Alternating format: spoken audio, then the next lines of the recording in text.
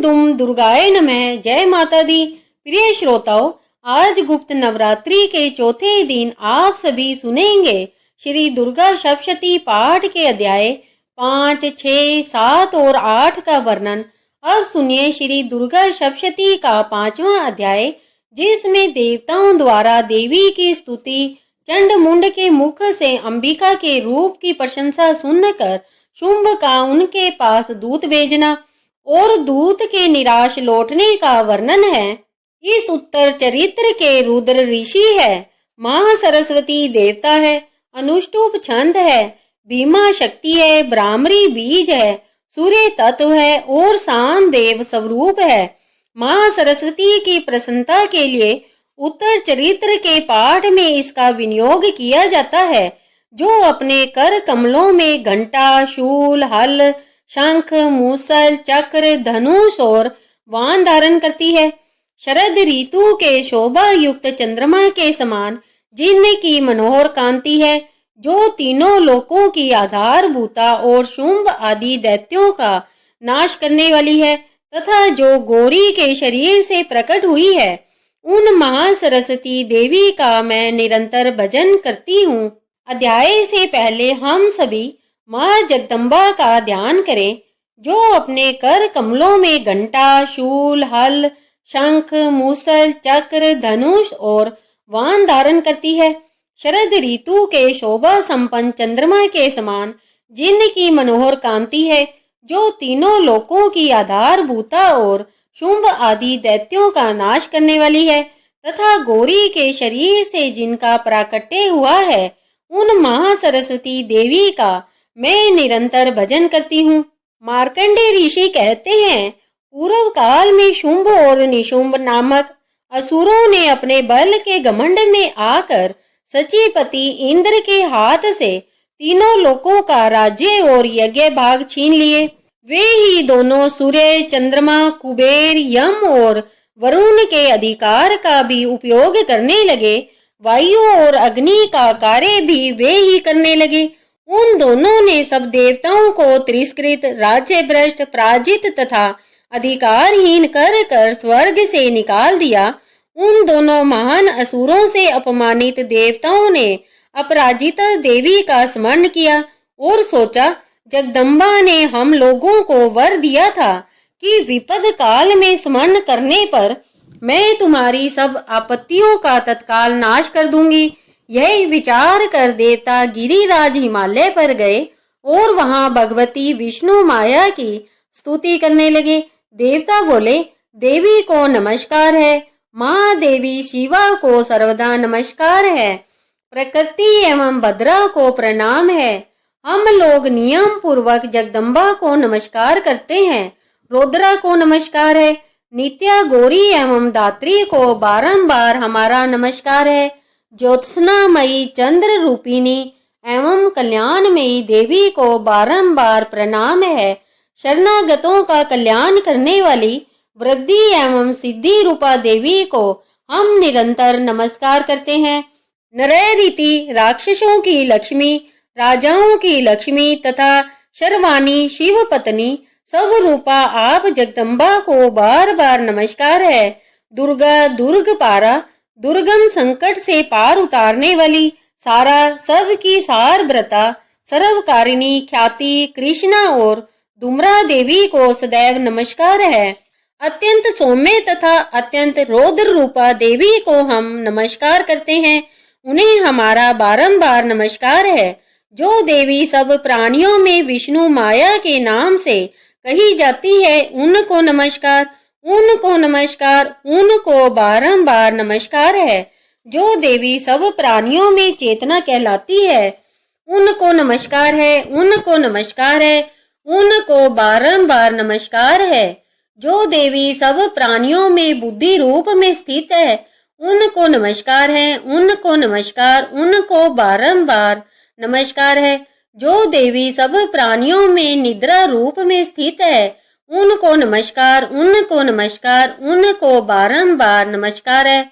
जो देवी सब प्राणियों में शुद्ध रूप में विद्यमान है, उनको नमस्कार, उनको नमस्कार, उनको बारंबार नमस्कार है। जो देवी सब प्राणियों में छाया रूप में विद्यमान है, उनको नमस्कार, उनको नमस्कार, उनको बारंबार नमस्कार है। जो देवी सब प्राणियों में शक्ति रूप में विद्यमान है, उनको नमस्कार, उनको नमस्कार, उनको बारंबार नमस्कार है। जो देवी सब प्राणियों में तृष्णा रूप में विद्यमान है, उनको नमस्कार, उनको नमस्कार, उनको बारंबार नमस्कार है। जो देवी सब प्राणियों में क्षमा रूप में विद्यमान है, उनको नमस्कार, उनको नमस्कार, उनको बारंबार नमस्कार है। जो देवी सब प्राणियों में जाति रूप में विद्यमान है, उनको नमस्कार, उनको नमस्कार, उनको बारंबार नमस्कार है। जो देवी सब प्राणियों में लज्जा रूप में विद्यमान है, उनको नमस्कार, उनको नमस्कार, उनको बारंबार नमस्कार है।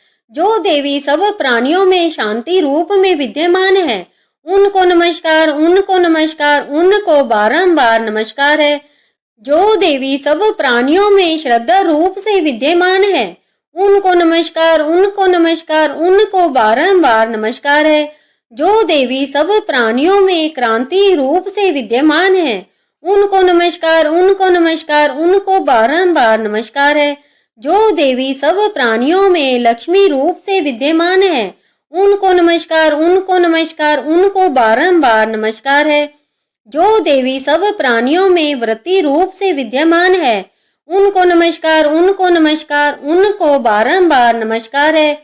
जो देवी सब प्राणियों में समृद्धि रूप से विद्यमान है, उनको नमस्कार, उनको नमस्कार, उनको बारंबार नमस्कार है। जो देवी सब प्राणियों में दया रूप से विद्यमान है, उनको नमस्कार, उनको नमस्कार, उनको बारंबार नमस्कार है। जो देवी सब प्राणियों में तुष्टि रूप से विद्यमान है, उनको नमस्कार, उनको नमस्कार, उनको बारंबार नमस्कार है। जो देवी सब जीवों में माता रूप से विद्यमान है, उनको नमस्कार, उनको नमस्कार, उनको बारंबार नमस्कार है। जो देवी सब जीवधारियों में भ्रांति रूप से स्थित है, उनको नमस्कार, उनको नमस्कार, उनको बारंबार नमस्कार है। जो जीवों के इंद्रिय वर्ग की अधिष्ठात्री देवी एवं प्राणियों में सदा विद्यमान रहने वाली है, उन व्याप्ति देवी को बारंबार नमस्कार है। जो देवी चैतन्य रूप में इस संपूर्ण जगत को व्याप्त कर कर स्थित है, उनको नमस्कार, उनको नमस्कार, उनको बारंबार नमस्कार है। पूर्व काल में इष्ट अभीष्ट प्राप्ति होने से देवताओं ने जिसकी स्तुति की तथा इंद्र ने बहुत दिनों तक जिनका सेवन किया, वह कल्याण की साधना भूता ईश्वरी हमारा कल्याण और शुभ करे तथा सारी आपत्तियों का नाश कर डाले। उदंड दैत्यों से पीड़ित हम सभी देवता जिन परमेश्वरी को इस समय नमस्कार करते हैं तथा जो भक्ति से विनम्र पुरुषों द्वारा स्मरण की जाने पर तत्काल ही संपूर्ण विपत्तियों का नाश कर देती है, वे जगन माता हमारा संकट दूर करे। ऋषि बोले, राजन, इस प्रकार जब देवता स्तुति कर रहे थे, उस समय पार्वती देवी गंगा जी के जल में स्नान करने के लिए वहां आई। उन सुंदर बोहों वाली भगवती ने देवताओं से पूछा, आप लोग यहाँ किसकी स्तुति करते हैं? तब उन्हीं के शरीर कोश से प्रकट हुई शिवा देवी बोली, शुंभ दैत्य से अपमानित और युद्ध में निशुंभ से पराजित हो यहाँ एकत्रित हुए ये समस्त देवता मेरी ही स्तुति कर रहे हैं। पार्वती जी के शरीर कोश से अंबिका का प्रादुर्भाव हुआ था, इसीलिए वे समस्त लोकों में कौशिकी कही जाती है। कौशिकी के प्रकट होने के बाद पार्वती का शरीर काले रंग का हो गया, अतः वे हिमालय पर रहने वाली कालिका देवी के नाम से प्रसिद्ध हुई। तदंतर शुंभ निशुंभ के भृत्य चंड मुंड वहां उपस्थित हुए और उन्होंने मनोहर रूप धारण करने वाली अंबिका देवी को देखा। फिर वे शुंभ के पास जाकर बोले, महाराज, एक अत्यंत मनोहर स्त्री है जो अपनी दिव्य कांति से हिमालय को आलोकित कर रही है। वैसा उत्तम रूप कहीं किसी ने भी नहीं देखा होगा। दैत्यराज, पता लगाइए वह देवी कौन है और उसे पकड़ लीजिए। स्त्रियों में तो वह रतन है, उसका प्रत्येक अंग बहुत ही सुंदर है। स्त्रियों में तो वह रतन है। उसका प्रत्येक अंग बहुत ही सुंदर है तथा वह अपने श्री अंगों की कांति से संपूर्ण दिशाओं में प्रकाश फैला रही है। ऐ सुरेश्वर, अभी वह हिमालय पर ही विद्यमान है, आप उसे देख सकते हैं। प्रभो, तीनों लोक में मणि, हाथी और घोड़े आदि जितने भी रतन हैं, वे सब इस समय आपके घर में शोभा पाते हैं। हाथियों में रतन भूत ऐरावत, पारिजात का वृक्ष और उच्चे श्रवा घोड़ा, ये सब आपने इंद्र से ले लिए हैं। हंसों से जूता हुआ यह विमान भी आपके आंगन में शोभा पाता है। यह रतन भूत अद्भुत विमान जो पहले ब्रह्मा जी के पास था, अब आपके यहाँ लाया गया है। यह महापद्म नामक निधि आप कुबेर से छीन लाए हैं। समुद्र ने आपको केशरों से सुशोभित किंजलकिनी नामक माला भेंट की, जिसके कमल कभी कुंभलाते नहीं। सुवर्ण की वर्षा करने वाला वरुण का छत्र भी आपके घर में शोभा पाता है तथा यह श्रेष्ठ रथ जो पहले प्रजापति के अधिकार में था, अब आपके पास मौजूद है। दैतेश्वर, मृत्यु की उत्क्रांतिदा नाम वाली शक्ति भी आपने छीन ली है तथा वरुण का पाश और समुद्र में होने वाले सब प्रकार के रतन आपके भाई निशुंभ के अधिकार में है। अग्नि ने भी स्वतः शुद्ध किए 2 वस्त्र आपकी सेवा में भेंट किए हैं। दैत्यराज, इस प्रकार सभी रतन आपने एकत्रित कर लिए हैं। फिर जो वह स्त्रियों में रतन रूप कल्याण में देवी है, इसे क्यों नहीं अपने अधिकार में कर लेते? ऋषि बोले, चंड मुंड का यह वचन सुनकर शुंभ ने महादैत्य सुग्रीव को दूत बनाकर भेजा और कहा, तुम मेरी आज्ञा से उससे ये बातें जाकर कहो और ऐसा उपाय करो जिससे प्रसन्न होकर वह शीघ्र ही यहाँ आ जाए। वह दूत पर्वत के अत्यंत रमणीक प्रदेश में जहाँ देवी स्थित थी गया और मधुर वाणी में कोमल वचन बोला। दूत बोला, देवी, दैत्यराज शुंभ इस समय त्रिलोकाधिपति है। मैं उन्हीं का भेजा हुआ दूत हूँ और यहाँ तुम्हारे पास आया हूँ। उनकी आज्ञा सदा सब देवता एक स्वर में मानते हैं, कोई उसका उल्लंघन नहीं कर सकता। वे संपूर्ण देवताओं को पराजित कर चुके हैं। उन्होंने तुम्हारे लिए जो संदेश दिया है उसे सुनो। उन्होंने कहा है कि तीनों लोक मेरे अधीन चलते हैं। संपूर्ण यज्ञों के भागों को मैं ही पृथक पृथक भोगता हूँ। तीनों लोकों में जितने श्रेष्ठ रतन हैं, वे सब मेरे अधिकार में हैं।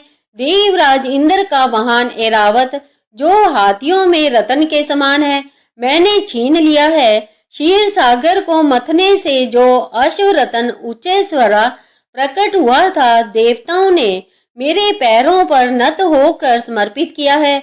सुंदरी, उनके सिवा और भी जितने रतन भूत पदार्थ देवताओं, गंधर्वों और नागों के पास थे, वे सब मेरे ही पास आ चुके हैं।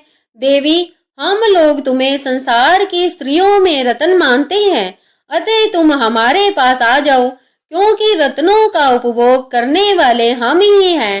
चपल कटाक्षों वाली सुंदरी, तुम मेरी या मेरे भाई महापराक्रमी निशुंभ की सेवा में आ जाओ, क्योंकि तुम रतन स्वरूपा हो। मेरा वरण करने से तुम्हें अतुलनीय महान ऐश्वर्य की प्राप्ति होगी। अपनी बुद्धि से यह विचार कर तुम मेरी पत्नी बन जाओ। ऋषि बोले, दूत के यूं कहने पर कल्याण स्वरूपा भगवती दुर्गा देवी, जो सकल जगत को धारण करती है, मन ही मन गंभीर भाव से मुस्कुराई और बोली। देवी ने कहा, दूत, तुम सत्य कहते हो, इसमें लेश मात्र भी झूठ नहीं कि शुंभ तीनों लोकों का स्वामी और निशुंभ भी उसी के समान बली है।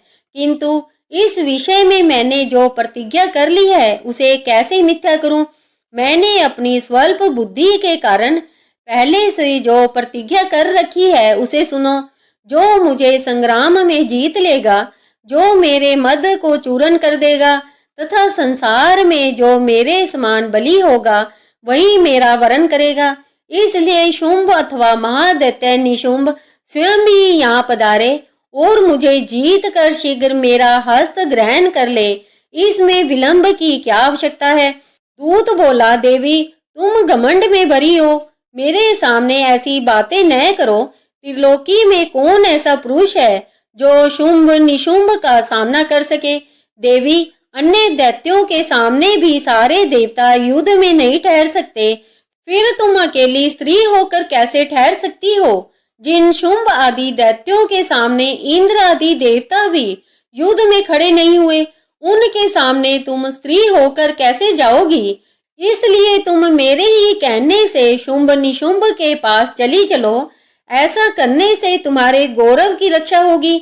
अन्यथा जब वे केशों को पकड़कर घसीटेंगे तब तुम्हें अपनी प्रतिष्ठा खोकर जाना पड़ेगा। देवी ने कहा, तुम्हारा कहना ठीक है, शुंभ बलवान है और निशुंभ भी बड़ा पराक्रमी है, किंतु क्या करूं, मैंने पहले बिना सोचे समझे प्रतिज्ञा जो कर ली है, अतः अब तुम जाओ। मैंने तुमसे जो कुछ कहा है वह सब असुर राज से आदर पूर्वक कहना, फिर उन्हें जो उचित जान पड़े करे। जय माता दी। इस प्रकार श्री मार्कंडेय पुराण में सावर्णिक मनवंतर की कथा के अंतर्गत देवी महात्म्य में देवी दूत संवाद नामक 5वां अध्याय पूर्ण हुआ। अब सुनिए 6ठा अध्याय, जिसमें धूम्र लोचन वध का वर्णन किया गया है। अध्याय से पहले हम सभी माँ जगदम्बा का ध्यान करें।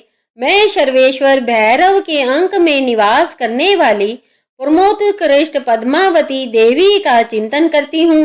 वे नागराज के आसन पर बैठी है।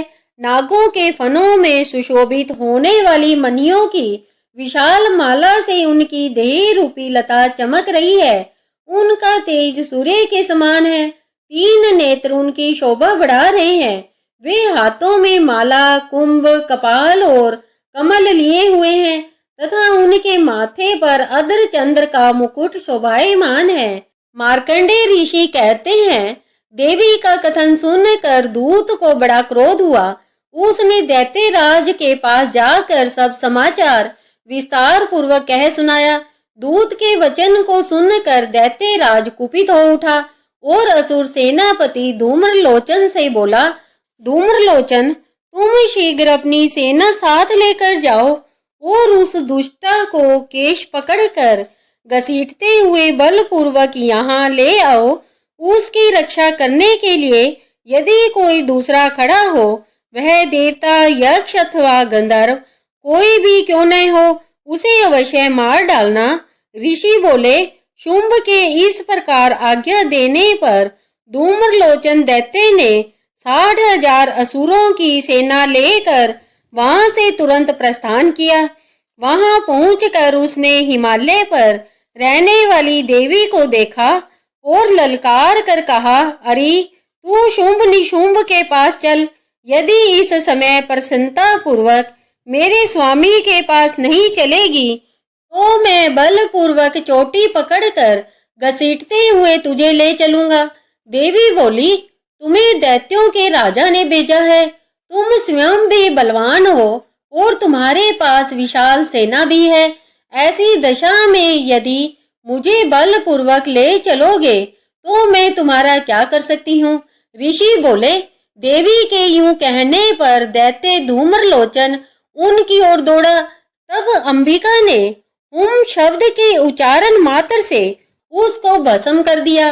फिर तो क्रोध में भरी हुई दैत्यों की विशाल सेना और अंबिका ने एक दूसरे पर तीखे वानों, शक्तियों तथा फरसों की वर्षा आरंभ की।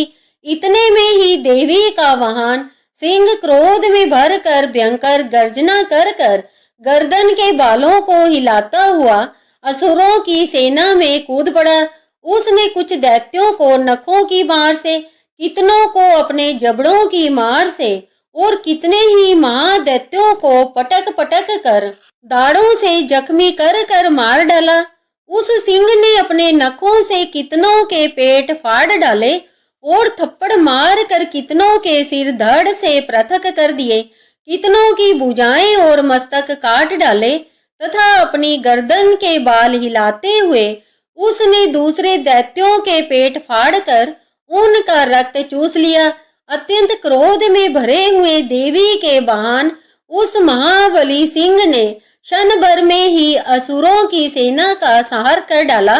शुंभ ने जब सुना कि देवी ने धूम्रलोचन असुर को मार डाला तथा उसके सिंह ने सारी सेना का सफाया कर डाला, तब वह दैत्य राज बड़ा कुपित हुआ।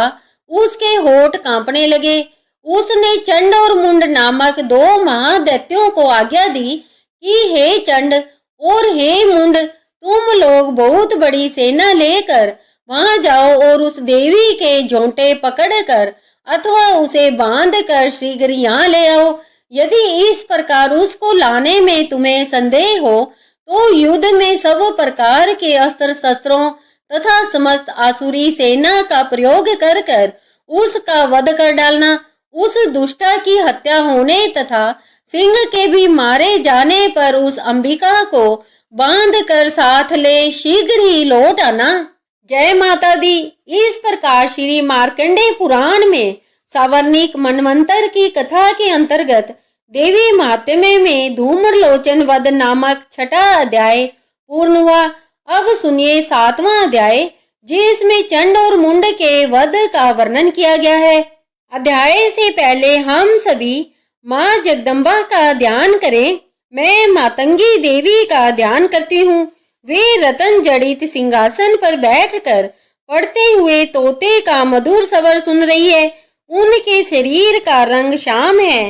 वे अपना एक पैर कमल पर रखे हुए हैं और माथे पर अद्र चंद्र धारण करती है। कलार फूलों की माला पहने वीणा बजाती है। उनके अंग में कसी हुई चोली शोभा पा रही है। लाल रंग की साड़ी पहने हाथ में शंख युक्त पात्र लिए हुए हैं। उनके मुख पर मधु का हल्का हल्का नशा जान पड़ता है और ललाट में मेहंदी शोभा दे रही है। मार्कंडेय ऋषि कहते हैं, तदंतर शुंभ की आज्ञा पाकर वे चंड मुंड आदि दैत्य चतुरंगनी सेना के साथ अस्त्र शस्त्र से सुसज्जित होकर चल दिए।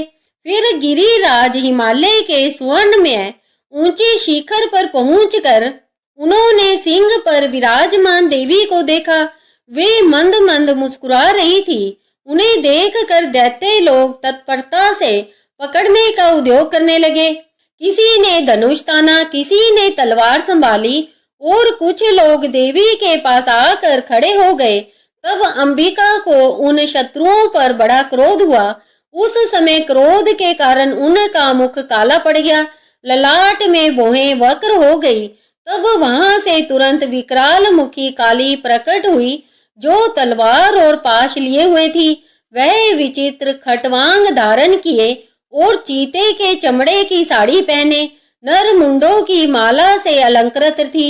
उनके शरीर का मांस सूख गया था, केवल मात्र अस्थि पंजर शेष था, जिससे वह अत्यंत भयंकर जान पड़ती थी। उनका मुख विशाल था।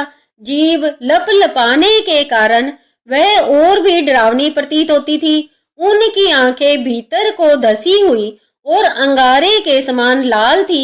वह अपनी भयंकर गर्जना से संपूर्ण दिशाओं को गुंजा रही थी। बड़े बड़े दैत्यों का वध करती हुई वह कालिका देवी बड़े वेग से दैत्यों की उस सेना पर टूट पड़ी और उनका भक्षण करने लगी। वह पाशर्व रक्षकों, अंकुशधारी महावतों और योद्धाओं तथा घंटा सहित कितने ही हाथियों को एक ही हाथ से पकड़कर मुख ग्रास बना डालती थी।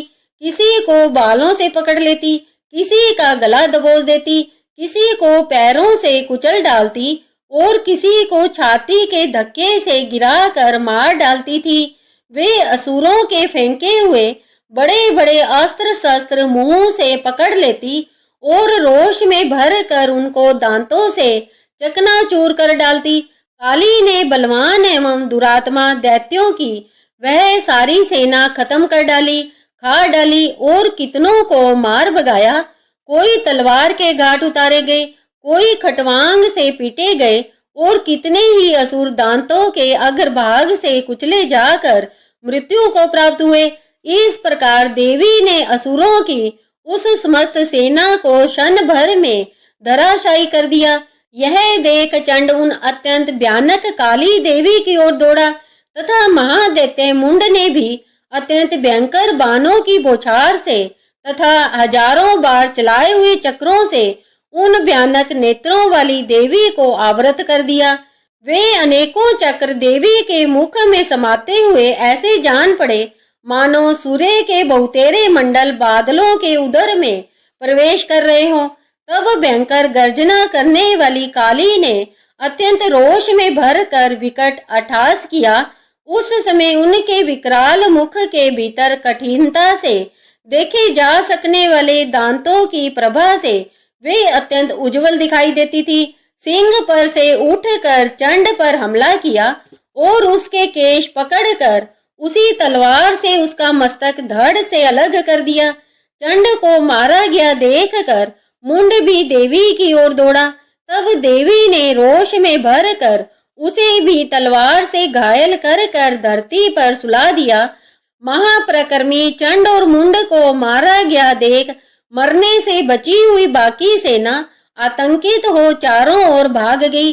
तत्पश्चात काली ने चंड और मुंड के मस्तक हाथ में ले चंडिका के पास जाकर प्रचंड हटास करते हुए कहा, देवी, मैं चंड और मुंड नामक इन दो महाअसुरों को भेंट करने के लिए लाई हूँ। अब युद्ध यज्ञ में तुम शुंभ और निशुंभ का स्वयं ही वध करना। ऋषि बोले, वहां लाए हुए उन चंड मुंड नामक महादैत्यों को देखकर कल्याण में चंडी ने काली से मधुर वाणी में कहा, देवी, तुम चंड और मुंड को लेकर मेरे पास आई हो, इसलिए संसार में चामुंडा के नाम से तुम विख्यात होगी। जय माता दी।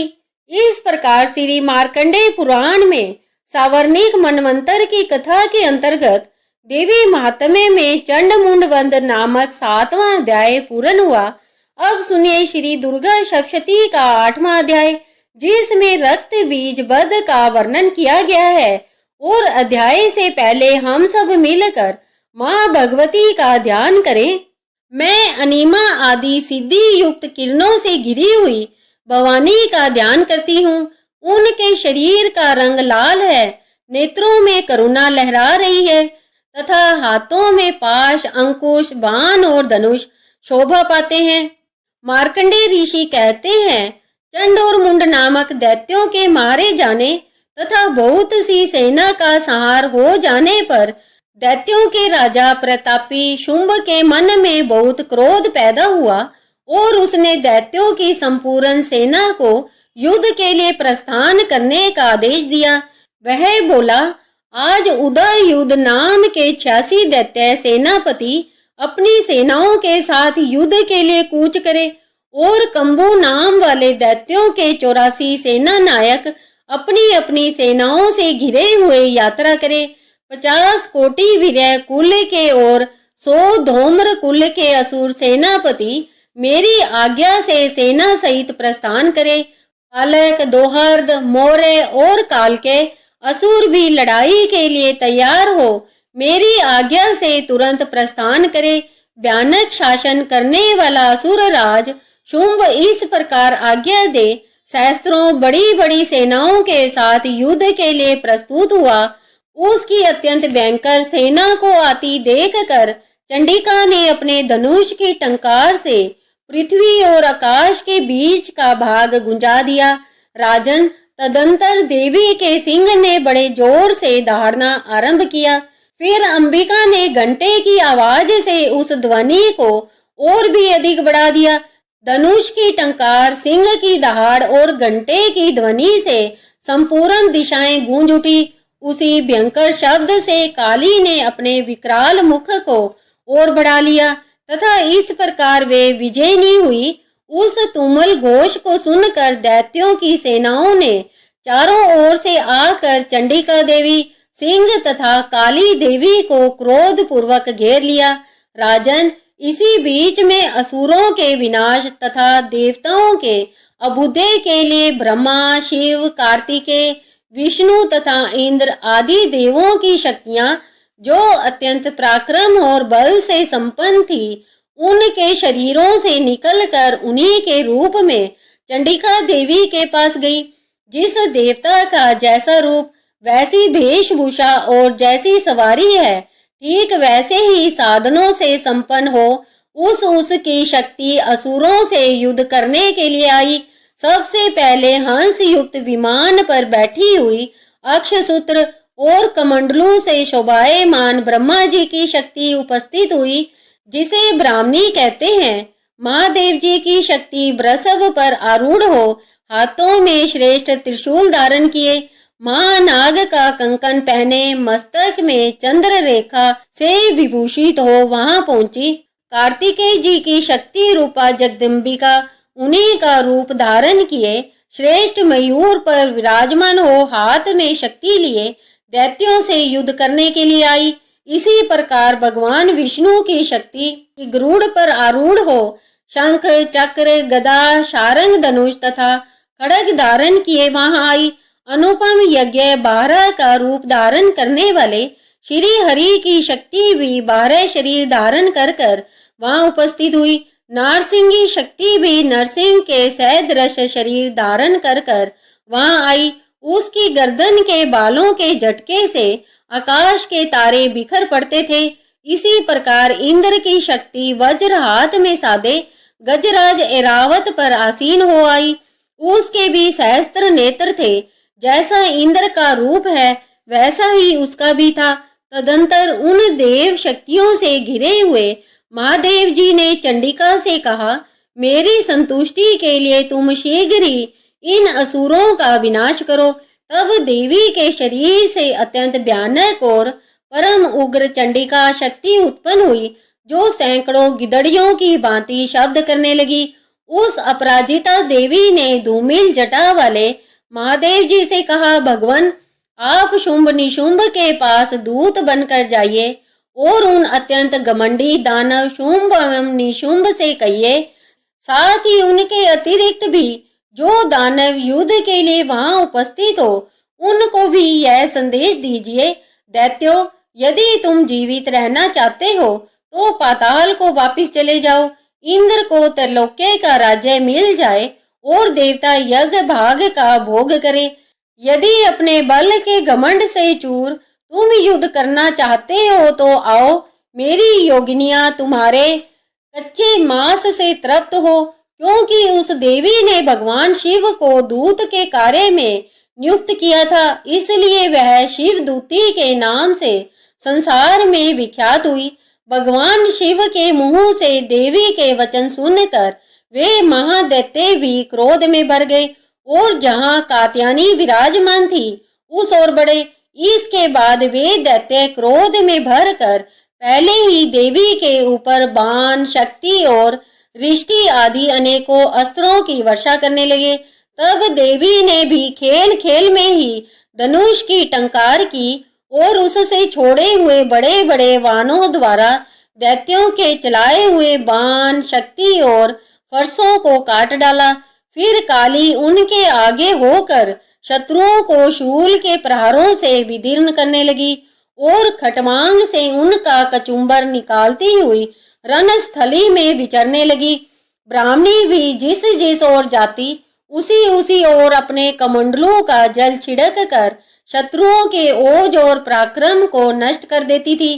माहेश्वरी ने त्रिशूल से तथा वैष्णवी ने चक्र से और अत्यंत क्रोध में भरी हुई कुमार कार्तिकेय की शक्ति ने दैत्यों का सार आरंभ किया। इंद्र शक्ति के प्रहार से आहत हो सैकड़ों दैत्य दानव रुधिर धारा बहाते हुए धाराशायी हो गए। बाहरी शक्ति ने कितनों को अपनी थूथन की मार से नष्ट किया। दाढ़ों के अग्रिम भाग से कितनों की छाती फाड़ डाली तथा कितने ही दैत्य चक्र की चोट से विदीर्ण हो गिर गए। नारसिंगी भी दूसरे महादैत्यों को अपने नखों से विदीर्ण कर खाती और सिंहनाद से दिशाओं एवं आकाश को गुंजाती हुई युद्ध क्षेत्र में आबाद विचरने लगी। शिव दूती के प्रचंड अट्टहास से अत्यंत भयभीत हो कितने ही असुर पृथ्वी पर गिर पड़े। उन्हें शिव दूती ने उस समय अपना ग्रास बना लिया। इस प्रकार क्रोध में भरे मात्र गणों को नाना प्रकार के उपायों से बड़े बड़े असुरों का मर्दन देख दैत्य सैनिक भाग खड़े हुए।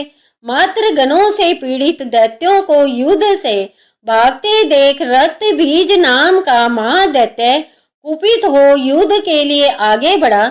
उसके शरीर से जब रक्त की बूंद पृथ्वी पर गिरती तब उसी के समान शक्तिशाली एक दूसरा महादैत्य पृथ्वी पर पैदा हो जाता। महाअसुर रक्त बीज हाथ में गदा लेकर इंद्र शक्ति के साथ युद्ध करने लगा। तब इंद्री ने अपने वज्र से रक्त बीज को मारा।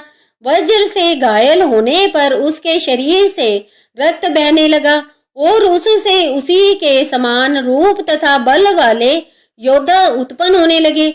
उनके शरीर से खून की जितनी बूंदें गिरी उतने ही दैत्य उत्पन्न हो गए। सब रक्त बीज के समान ही वीरवान, बलवान तथा पराक्रमी थे। वे रक्त से होने वाले दैत्य भी अत्यंत भयंकर अस्त्र शस्त्रों का प्रहार करते हुए मात्र गणों के साथ अत्यंत घोर युद्ध करने लगे। उन्हें वज्र के प्रहार से जब उसका मस्तक घायल हुआ तो उससे रक्त बहने लगा, जिससे हजारों वैसे ही पुरुष उत्पन्न हो गए। वैष्णवी ने युद्ध में रक्त बीज पर चक्र का प्रहार किया तथा इंद्री ने दैत्य सेनापति को गदा से चोट पहुंचाई। वैष्णवी के चक्र से घायल होने पर उसके शरीर से जो रक्त बहा उससे उसी के बराबर आकार वाले सहस्त्रों महादैत्य प्रकट हुए। उनके द्वारा संपूर्ण जगत व्याप्त हो गया। कौमारी ने शक्ति से, बाहरी ने खड्ग से और माहेश्वरी ने त्रिशूल से महादैत्य रक्त बीज को घायल किया। उस महादैत्य रक्त बीज ने भी क्रोध में भरकर गदा से सभी मात्र शक्तियों पर पृथक पृथक प्रहार किया।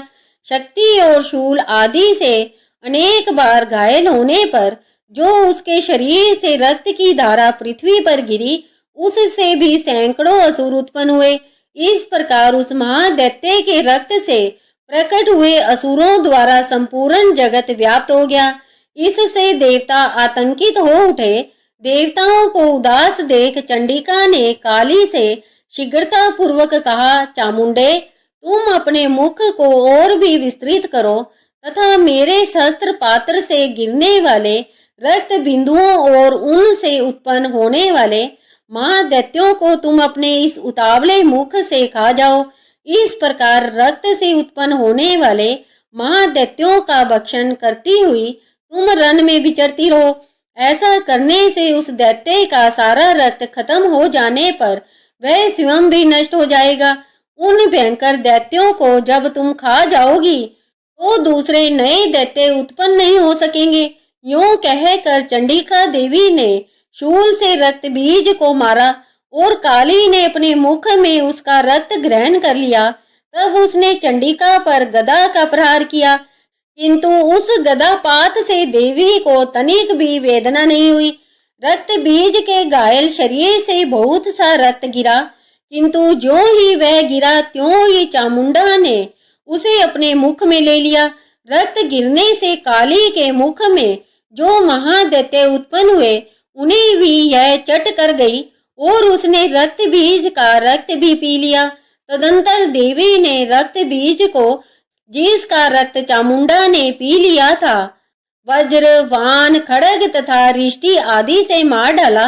राजन, इस प्रकार शस्त्रों के समुदाय से घायल एवं रक्तहीन हुआ महादैत्य रक्त बीज पृथ्वी पर गिर पड़ा। नरेश्वर, इससे देवताओं को अत्यधिक हर्ष की प्राप्ति हुई और मातृगण उन असुरों के रक्तपान के मद से उद्यत होकर नाचने लगी। जय माता दी। इस प्रकार श्री मार्कंडेय पुराण में सवर्णिक मनवंतर की कथा के अंतर्गत देवी महात्म्य में रक्त बीज वध नामक 8वां अध्याय पूर्ण हुआ। इसके आगे के अध्याय आप कल की वीडियो में जरूर सुनिएगा। अब सुनिए श्री दुर्गा कवच पाठ। इस पाठ से शरीर के सभी अंगों की रक्षा होती है। यह पाठ महामारी से बचाव की शक्ति देता है। यह पाठ संपूर्ण आरोग्य का शुभ वरदान देता है और यह कवच पाठ अत्यंत गोपनीय पाठ है, इसलिए इसे पूरी पवित्रता से किया जाना चाहिए। 18 महापुराणों में से एक मार्कंडेय पुराण के अंदर देवी कवच के श्लोक अंतर्भूत है और यह अद्भुत दुर्गा सप्तशती का हिस्सा है। देवी कवच को भगवान ब्रह्मा जी ने ऋषि मार्कंडेय को सुनाया था। मैं ऋषि मार्कंडेय श्री ब्रह्मा जी से बोले, हे पितामह, संसार में जो गुप्त हो और जो मनुष्यों की सब प्रकार से रक्षा करता हो और जो आपने किसी को भी आज तक बताया ना हो, वह कवच मुझे बताइए। श्री ब्रह्मा जी कहने लगे, अत्यंत गुप्त और सब प्राणियों की रक्षा करने वाला, सब की भलाई करने वाला कवच मुझसे सुनो। प्रथम शैलपुत्री, दूसरी ब्रह्मचारिणी, तीसरी चंद्रघंटा, चौथी कुष्मांडा, पांचवी स्कंद माता, छठी कात्यायनी, सातवीं कालरात्रि, आठवीं महागौरी और नौवीं सिद्धिदात्री। यह देवी की 9 मूर्तियां हैं। यह नव दुर्गा कहलाती है। आग में जलता हुआ, रन में शत्रु से घिरा हुआ, विषम संकट में फंसा हुआ मनुष्य अगर देवी दुर्गा के नामों का स्मरण करे तो उसको कभी भी हानि नहीं हो सकती।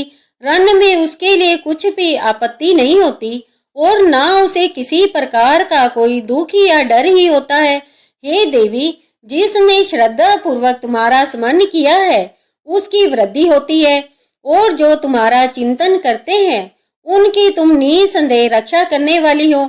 चामुंडा प्रेत पर, बाहरी भैंसे पर, रौद्री हाथी पर, वैष्णवी गरुड़ पर अपना आसन जमाती है। माहेश्वरी बैल पर, कुमारी मोर पर और हाथ में कमल लिए हुए विष्णु प्रिया लक्ष्मी जी कमल के आसन पर विराजती है।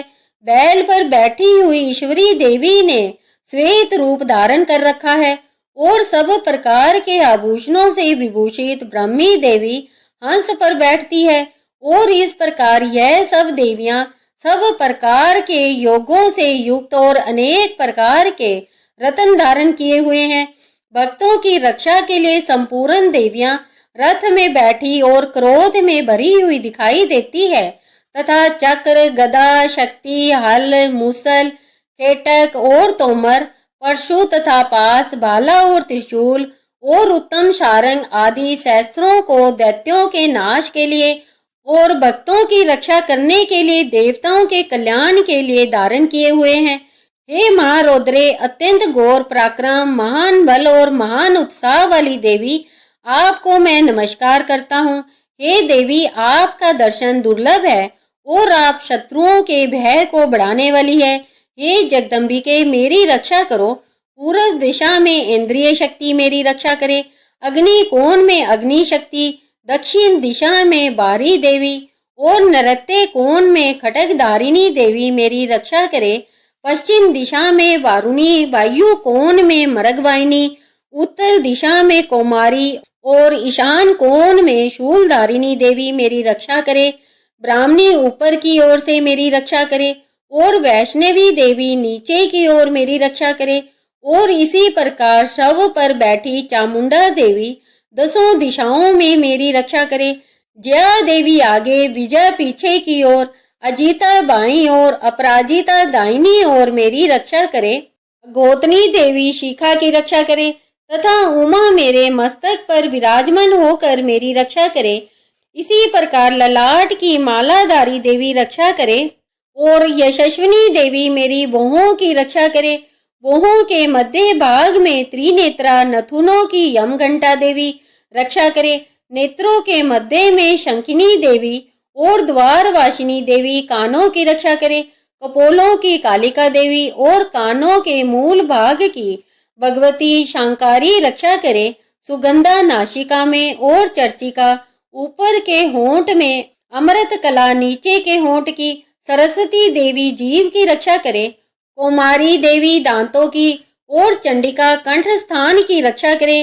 चित्रघंटा गले की गुटकी की और महामाया तालू में रहकर रक्षा करे। कामाक्षी ठोडी की और सर्वमंगला मेरी वाणी की रक्षा करे। भद्रकाली गर्दन में और धनुर्धरी मेरु दंड की रक्षा करे। कंठ के भारी भाग की नीलग्रीवा और कंठ की नाली की नलकुबरी रक्षा करे। दोनों कंधों में खड़गनी और मेरी दोनों भुजाओं की रक्षा वज्रधारिणी करे। दोनों हाथों की दंडनी और अंगुलियों की अंबिका रक्षा करे। सुलेश्वरी नखों की रक्षा करे, कुलेश्वरी कोख में रहकर रक्षा करे, महादेवी दोनों स्तनों की और शोक विनाशिनी देवी मन की रक्षा करे, ललिता देवी हृदय में और शूल धारिणी पेट में रहकर मेरी रक्षा करे, नाभि की कामिनी और गुह स्थान की गुहेश्वरी रक्षा करे, पूतना और कामिनी लिंग की और महिष वाहिनी गुदा की रक्षा करे, भगवती कमर की और विंध्यवासिनी घुटनों की रक्षा करे, संपूर्ण कामनाओं को देने वाली महाबली देवी दोनों जंगाओं की रक्षा करे, नारसिंगी दोनों एड़ियों की और तेजस्वी देवी दोनों पांवों के ऊपरी भाग की रक्षा करे, श्री देवी पैरों की उंगलियों में और स्थलवासिनी पैरों के तलवों की रक्षा करे, दृष्टा कराली देवी नखों की और उदर केशिनी देवी बालों की रक्षा करे, रोमा बलियों के छेदों की कोबेरी और त्वचा की बागेश्वरी देवी रक्षा करे, पार्वती देवी रक्त मज्जा बसा मांस हड्डी और मैदे की रक्षा करे, आंतों की काल रात्रि और पित्त की मुकेटेश्वरी रक्षा करे, मूलाधार आदि पद्म कोशों में पद्मावती और कफ में चूड़ामणि देवी स्थित होकर रक्षा करे, नखों के तेज की ज्वालामुखी रक्षा करे, अभेद्या देवी समस्त शरीर में जहाँ जहाँ जोड़ है उन सब जोड़ों की रक्षा करे, ब्राह्मणी मेरे वीर्य की रक्षा करे, छत्रेश्वरी छाया की तथा धर्म धारिणी देवी मेरे अहंकार मन और बुद्धि की रक्षा करे, वज्रहस्ता देवी मेरे प्राण अपान व्यान उदान और समान इन पांचों वायु की रक्षा करे, कल्याण शोभना मेरे प्राण की रक्षा कर कर मुझे दीर्घायु बनावे, रस रूप गंध शब्द और स्पर्श इन विषयों का अनुभव करते समय योगिनी देवी रक्षा करे तथा सतव गुण रजोगुण और तमोगुण की रक्षा सदा नारायणी देवी करे, बाहरी आयु की रक्षा करे तथा वैष्णवी धर्म की रक्षा करे, चक्रनी देवी यश कीर्ति लक्ष्मी धन और विद्या की रक्षा करे, इंद्राणी आप मेरे गोत्र की रक्षा करे, हे चंडिके आप मेरे पशुओं की रक्षा करे, महालक्ष्मी मेरे पुत्रों की रक्षा करे और भैरवी मेरी पत्नी की रक्षा करे, मेरे रास्ते की सुपथा तथा दुर्गम मार्ग की क्षेम करी रक्षा करे, राजा के दरबार में महालक्ष्मी रक्षा करे तथा सब और व्याप्त रहने वाली विजया देवी सब प्रकार से मेरी रक्षा करे, हे देवी जो स्थान इस कवच पाठ में नहीं कहा गया है अतएव रक्षा से रहित है वह सब तुम्हारे द्वारा सुरक्षित हो, क्योंकि तुम विजयशालिनी और पाप नाशिनी हो। यदि अपने आप का भला चाहे तो मनुष्य बिना कवच के कहीं एक पग भी न जाए, कवच का पाठ कर कर ही यात्रा करे, नित्य कवच के पाठ के बाद सब ओर से ही सुरक्षित मनुष्य जहाँ जहाँ भी जाता है वहाँ वहाँ उसे धन लाभ होता है तथा सारी कामनाओं की सिद्धि करने वाली विजय की प्राप्ति होती है। वह जिस जिस अभीष्ट वस्तु का चिंतन करता है उसको निश्चय ही प्राप्त करता है। वह पुरुष इस पृथ्वी पर अतुलनीय महान ऐश्वर्य का भागी होता है।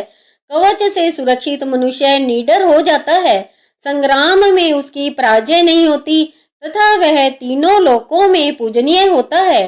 देवी का यह कवच देवताओं के लिए भी दुर्लभ है। जो प्रतिदिन नियम पूर्वक प्रातः दोपहर तथा सायंकाल को श्रद्धा के साथ इसका पाठ करता है उसे देवी कला प्राप्त होती है तथा वह तीनों लोकों में कहीं भी पराजित नहीं होता। वह अकाल मृत्यु रहित हो 100 से अधिक वर्षों तक जीवित रहता है। लूता चेचक कोढ़ आदि उसकी संपूर्ण व्याधियां नष्ट हो जाती है।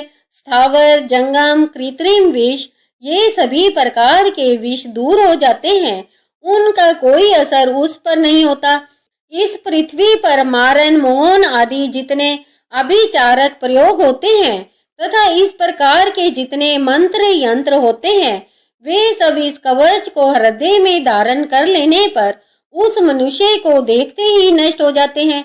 पृथ्वी पर विचरने वाले आकाशचारी जल से प्रकट होने वाले उपदेश मात्र से होने वाले भूत आदि अपने जन्म के साथ प्रकट होने वाले देवता कुल देवता माला कंठमाला आदि डाकिनी शाकिनी अंतरिक्ष में विचरने वाली अत्यंत बलवती भयानक चुड़ैलें ग्रह भूत, पिशाच, यक्ष, गंधर्व, राक्षस, ब्रह्म राक्षस, बेताल, कुष्मांड और भैरव आदि अनिष्ट करने वाले देवता भी हृदय में कवच धारण किए रहने पर उस मनुष्य को देखते ही भाग जाते हैं। कवचधारी पुरुष को राज्य में सम्मान और उन्नति की प्राप्ति होती है। यह कवच मनुष्य के तेज को बढ़ाने वाला और अति उत्तम है। कवच का पाठ करने वाला पुरुष अपनी कीर्ति से विभूषित पृथ्वी तल पर अपने सुयश के साथ साथ वृद्धि को प्राप्त होता है। जो पहले कवच का पाठ कर कर उसके बाद दुर्गा सप्तशती का पाठ करता है, उसकी जब तक वन, पर्वत और काननों सहित यह पृथ्वी टिकी है, पृथ्वी पर पुत्र, पौत्र आदि संतान परंपरा बनी रहेगी। फिर देहांत होने पर वह पुरुष भगवती महामाया के प्रसाद से उस नित्य परम पद को प्राप्त होता है, जो देवताओं के लिए भी दुर्लभ है। वह सुंदर दिव्य रूप धारण करता और कल्याण में शंकर के साथ आनंद का भागी होता है। श्री दुर्गा कवच पाठ समाप्त। सभी प्रेम से बोलो माता रानी की जय। कवच का पाठ कर कर उसके बाद दुर्गा सप्तशती का पाठ करता है, उसकी जब तक वन, पर्वत और काननों सहित यह पृथ्वी टिकी है, पृथ्वी पर पुत्र, पौत्र आदि संतान परंपरा बनी रहेगी। फिर देहांत होने पर वह पुरुष भगवती महामाया के प्रसाद से उस नित्य परम पद को प्राप्त होता है, जो देवताओं के लिए भी दुर्लभ है। वह सुंदर दिव्य रूप धारण करता और कल्याण में शंकर के साथ आनंद का भागी होता है। श्री दुर्गा कवच पाठ समाप्त। सभी प्रेम से बोलो माता रानी की जय, की जय। प्रेम से बोलो माता रानी की जय। कर के साथ आनंद का भागी होता है। श्री दुर्गा कवच पाठ समाप्त। सभी प्रेम से बोलो माता रानी की जय, माता रानी की जय। ही होता है। श्री दुर्गा कवच पाठ समाप्त। सभी प्रेम से बोलो माता रानी की जय, की जय। श्री दुर्गा कवच पाठ समाप्त। सभी प्रेम से बोलो माता रानी की जय। वह पुरुष भगवती महामाया के प्रसाद से उस नित्य परम पद को प्राप्त होता है, जो देवताओं के लिए भी दुर्लभ है। वह सुंदर दिव्य रूप धारण करता और कल्याण में शंकर के साथ आनंद का भागी होता है। श्री दुर्गा कवच पाठ समाप्त। सभी प्रेम से बोलो माता रानी की जय। अंत होने पर वह पुरुष भगवती महामाया के प्रसाद से उस नित्य परम पद को प्राप्त होता है, जो देवताओं के लिए भी दुर्लभ है। वह सुंदर दिव्य रूप धारण करता और कल्याण में शंकर के साथ आनंद का भागी होता है। श्री दुर्गा कवच पाठ समाप्त। सभी प्रेम से बोलो माता रानी की जय। मन में शंकर के साथ आनंद का भागी होता है। श्री दुर्गा कवच पाठ समाप्त। सभी प्रेम से बोलो माता रानी की जय। को प्राप्त होता है, जो देवताओं के लिए भी दुर्लभ है। वह सुंदर दिव्य रूप धारण करता और कल्याण में शंकर के साथ आनंद का भागी होता है। श्री दुर्गा कवच पाठ समाप्त। सभी प्रेम से बोलो माता रानी की जय, से बोलो माता रानी की जय। श्री दुर्गा कवच पाठ समाप्त। सभी प्रेम से बोलो माता रानी की जय। श्री दुर्गा कवच पाठ समाप्त। सभी प्रेम से बोलो माता रानी की जय। प्रेम से बोलो माता रानी की जय। रन करता और कल्याण में शंकर के साथ आनंद का भागी होता है। श्री दुर्गा कवच पाठ समाप्त। सभी प्रेम से बोलो माता रानी की जय। समाप्त।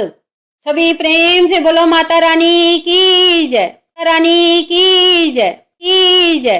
प्रेम से बोलो माता रानी की जय। प्रेम से बोलो माता रानी की जय। पाठ समाप्त। सभी प्रेम से बोलो माता रानी की जय है।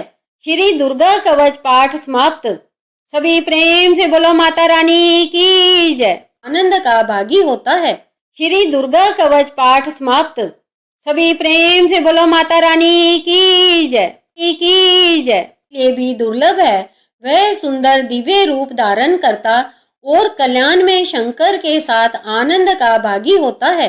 श्री दुर्गा कवच पाठ समाप्त। सभी प्रेम से बोलो माता रानी की जय। सभी प्रेम से बोलो माता रानी की जय। पाठ समाप्त। सभी प्रेम से बोलो माता रानी की जय। वह सुंदर दिव्य रूप धारण करता और कल्याण में शंकर के साथ आनंद का भागी होता है। श्री दुर्गा कवच पाठ समाप्त। सभी प्रेम से बोलो माता रानी की जय। समाप्त। सभी प्रेम से बोलो माता रानी की जय। श्री दुर्गा कवच पाठ समाप्त। सभी प्रेम से बोलो माता रानी की जय। एक कवच का पाठ कर कर उसके बाद दुर्गा सप्तशती का पाठ करता है। उसकी जब तक वन पर्वत और काननों सहित यह पृथ्वी टिकी है, पृथ्वी पर पुत्र पौत्र आदि संतान परंपरा बनी रहेगी। फिर देहांत होने पर वह पुरुष भगवती महामाया के प्रसाद से उस नित्य परम पद को प्राप्त होता है जो देवताओं के लिए भी दुर्लभ है। वह सुंदर दिव्य रूप धारण करता और कल्याण में शंकर के साथ आनंद का भागी होता है। श्री दुर्गा कवच पाठ समाप्त। सभी प्रेम से बोलो माता रानी की जय। पाठ समाप्त। सभी प्रेम से बोलो माता रानी की जय। पाठ समाप्त। सभी प्रेम से बोलो माता रानी की जय। भागी होता है। श्री दुर्गा कवच पाठ समाप्त। सभी प्रेम से बोलो माता रानी की जय। पाठ समाप्त।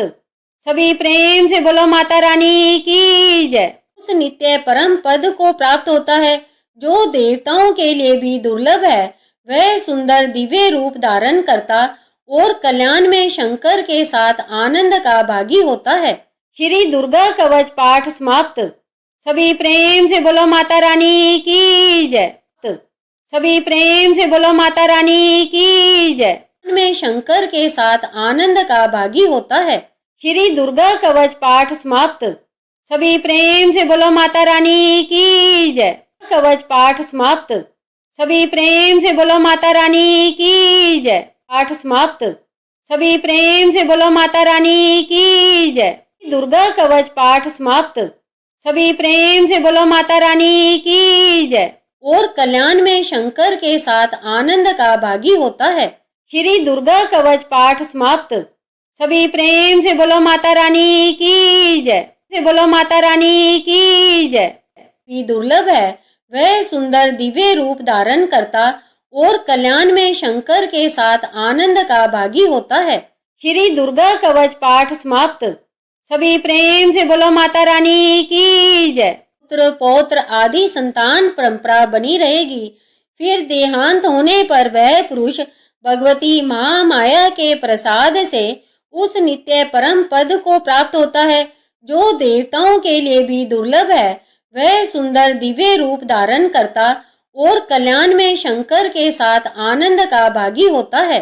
श्री दुर्गा कवच पाठ समाप्त। सभी प्रेम से बोलो माता रानी की जय। प्रेम से बोलो माता रानी की जय। सभी प्रेम से बोलो माता रानी की जय। बाद दुर्गा सप्तशती का पाठ करता है।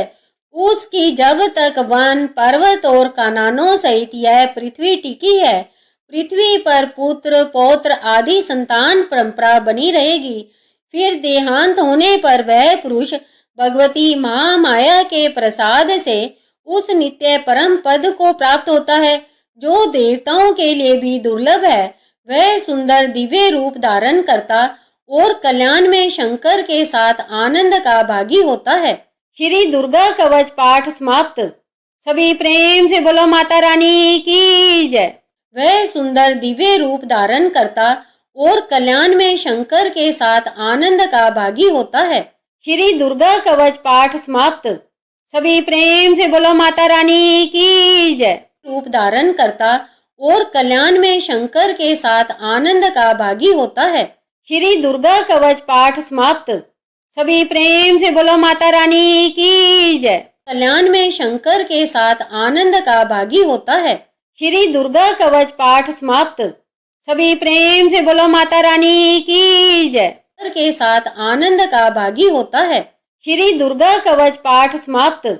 सभी प्रेम से बोलो माता रानी की जय। माया के प्रसाद से उस नित्य परम पद को प्राप्त होता है जो देवताओं के लिए भी दुर्लभ है। वह सुंदर दिव्य रूप धारण करता और कल्याण में शंकर के साथ आनंद का भागी होता है। श्री दुर्गा कवच पाठ समाप्त। सभी प्रेम से बोलो माता रानी की जय। श्री दुर्गा कवच पाठ समाप्त। सभी प्रेम से बोलो माता रानी की जय। पाठ समाप्त। सभी प्रेम से बोलो माता रानी की जय होता है। श्री दुर्गा कवच पाठ समाप्त। सभी प्रेम से बोलो माता रानी की जय। दुर्गा सप्तशती का पाठ करता है, उसकी जब तक वन पर्वत और काननों सहित यह पृथ्वी टिकी है, पृथ्वी पर पुत्र पौत्र आदि संतान परंपरा बनी रहेगी। फिर देहांत होने पर वह पुरुष भगवती महामाया के प्रसाद से उस नित्य परम पद को प्राप्त होता है, जो देवताओं के लिए भी दुर्लभ है। वह सुंदर दिव्य रूप धारण करता और कल्याण में शंकर के साथ आनंद का भागी होता है। श्री दुर्गा कवच पाठ समाप्त। सभी प्रेम से बोलो माता रानी की जय। पाठ समाप्त। सभी प्रेम से बोलो माता रानी की जय। कवच पाठ समाप्त। सभी प्रेम से बोलो माता रानी की जय करता और कल्याण में शंकर के साथ आनंद का भागी होता है। श्री दुर्गा कवच पाठ समाप्त। सभी प्रेम से बोलो माता रानी की जय। भयानक चुड़ैले, ग्रह, भूत, पिशाच, यक्ष, गंधर्व, राक्षस, ब्रह्म राक्षस, बेताल, कुष्मांड और भैरव आदि अनिष्ट करने वाले देवता भी हृदय में कवच धारण किए रहने पर उस मनुष्य को देखते ही भाग जाते हैं। कवचधारी पुरुष को राज्य में सम्मान और उन्नति की प्राप्ति होती है। यह कवच मनुष्य के तेज को बढ़ाने वाला और अति उत्तम है। कवच का पाठ करने वाला पुरुष अपनी कीर्ति से विभूषित पृथ्वी तल पर अपने सुयश के साथ साथ वृद्धि को प्राप्त होता है। जो पहले कवच का पाठ कर कर उसके बाद दुर्गा सप्तशती का पाठ करता है, उसकी जब तक वन पर्वत और काननों सहित यह पृथ्वी टिकी है, पृथ्वी पर पुत्र पौत्र आदि संतान परंपरा बनी रहेगी। फिर देहांत होने पर वह पुरुष भगवती महामाया के प्रसाद से उस नित्य परम पद को प्राप्त होता है, जो देवताओं के लिए भी दुर्लभ है। वह सुंदर दिव्य रूप धारण करता और कल्याण में शंकर के साथ आनंद का भागी होता है। श्री दुर्गा कवच पाठ समाप्त। सभी प्रेम से बोलो माता रानी की जय। पद से उस नित्य परम पद को प्राप्त होता है, जो देवताओं के लिए भी दुर्लभ है। वह सुंदर दिव्य रूप धारण करता और कल्याण में शंकर के साथ आनंद का भागी होता है। श्री दुर्गा कवच पाठ समाप्त। सभी प्रेम से बोलो माता रानी की जय।